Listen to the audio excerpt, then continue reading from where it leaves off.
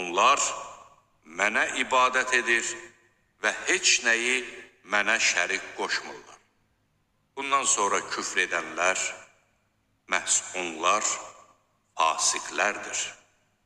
Namaz qılın, zəkat verin və Peyğəmbərə itaət edin ki, sizə rəhm edilsin.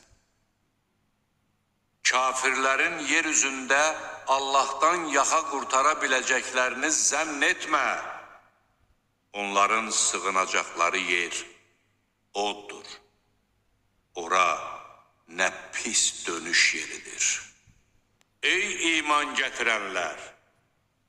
Sahib olduğunuz kölələr və həddi buluğa çatmayanlar yanınıza girmək istədikdə, qoy 3 vaxtda sizdən izin istəsinlər.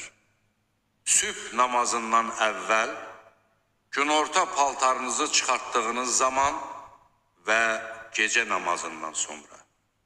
Bu, sizin çılpaq ola biləcəyiniz 3 vaxtdır.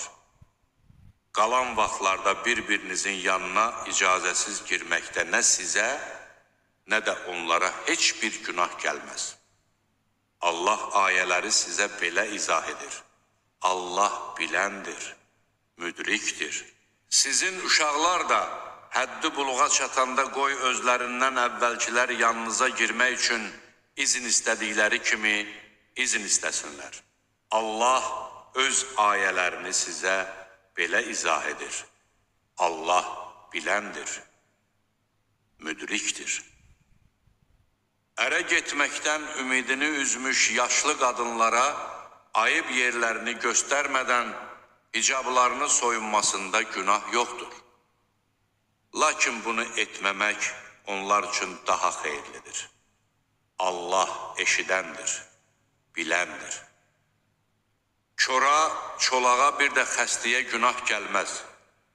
Sizin özünüzə də öz evlərinizdə, yaxud atalarınızın evlərində, yaxud analarınızın evlərində, yaxud qardaşlarınızın evlərində, yaxud bacılarınızın evlərində, yaxud əmilərinizin evlərində, yaxud bibilərinizin evlərində, yaxud dayılarınızın evlərində, yaxud xalalarınızın evlərində, yaxud açarları əllərinizdə olan evlərdə, yaxud dostlarınızın evlərində yemək yeməkdə heç bir günah gəlməz.